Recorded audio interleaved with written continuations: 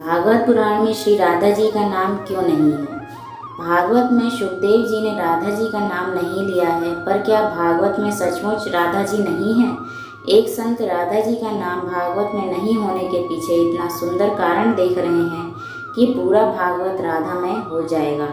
राधा जी का नाम भागवत में ना होने के भाव सुंदर चित्रण है, आनंद लीजिए। विद्वान और पंडित लोग कहते हैं, जिस समाधि भाषा में भागवत लिखी गई है और जब राधा जी का प्रवेश हुआ तो व्यास जी इतने डूब गए कि राधा चरित लिख ही नहीं सके। सच तो यह है कि ये जो पहले श्लोक में वंदना की गई है, इसमें श्री कृष्णाय में श्री का अर्थ है कि राधा जी को नमन किया गया है। शुकदेव जी पूर्व जन्म में राधा जी के निकुंज के शुक थे। निकुंज में गोपियों के साथ परमात्मा क्रीड़ा करते थे। शुकदेव जी सारे दिन श्री राधे राधे कहते थे। यह सुनकर श्री राधे ने हाथ उठाकर तोते को अपनी ओर बुलाया। तोता आया और राधा जी के चरणों की वंदना करने लगा। राधा जी ने उसे उठाकर अपने हाथों में ले लिया। प्रसन्न तोता फिर से श्री राधे राधे बोलने लगा।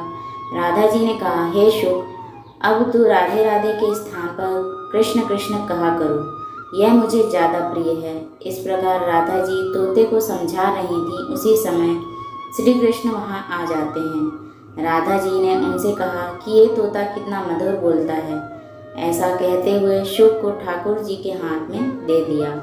राधा जी के द्वार पर राधा नाम रटने वाले शुक को सीधे भगवान की कृपा छाँव प्राप्त हो गई। वह उनके हाथ में पहुंचकर धन्य भाग हुआ। इस प्रकार श्री राधा जी ने शुकदेव जी का ब्रह्म के साथ प्रत्यक्ष संबंध कराया। जो ब्रह्म के साथ संबंध कराए वही तो सद्गुरु होता है। इसीलिए शुकदेव जी की सद्गुरु श्री राधा जी हैं और सद्गुरु होने के कारण भागवत में राधा जी का नाम नहीं लिया। शुकदेव जी ने अपने मुख से राधा अर्थात अपने गुरु का नाम नहीं लिया।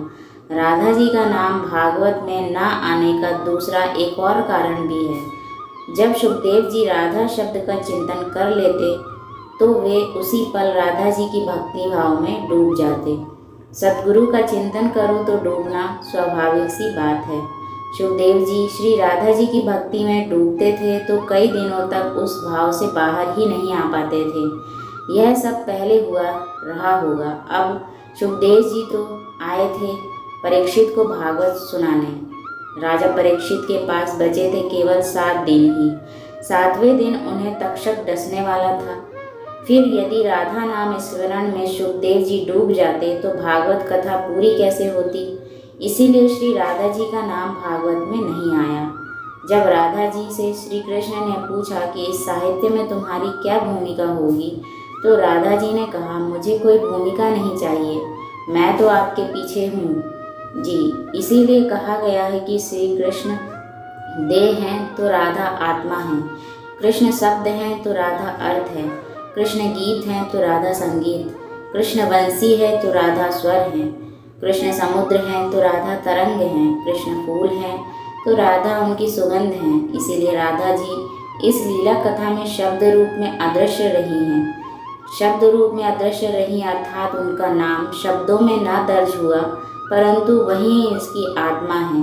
राधा कहीं दिखती नहीं है। इसीलिए राधा जी को इस रूप में नमन किया। एक बार बड़े भाव से स्मरण कर लें, राधे राधे, ऐसा बार बार बोलते रहिएगा। राधा राधा आप बोलें और अगर आप उल्टा भी बोलें तो वह धारा हो जाता है। धारा को अंग्रेजी में कहते हैं करंट। भगवान का करंट ही राधा है। आपके भीतर संचार भाव जाग जाए वह राधा है। जिस दिन आंख बंद करके आप अपने चित्त को शांत कर लें, उस शांत स्थिति का नाम राधा है। यदि आप बहुत अशांत हों अपने जीवन में तो मन में राधे राधे बोलिए।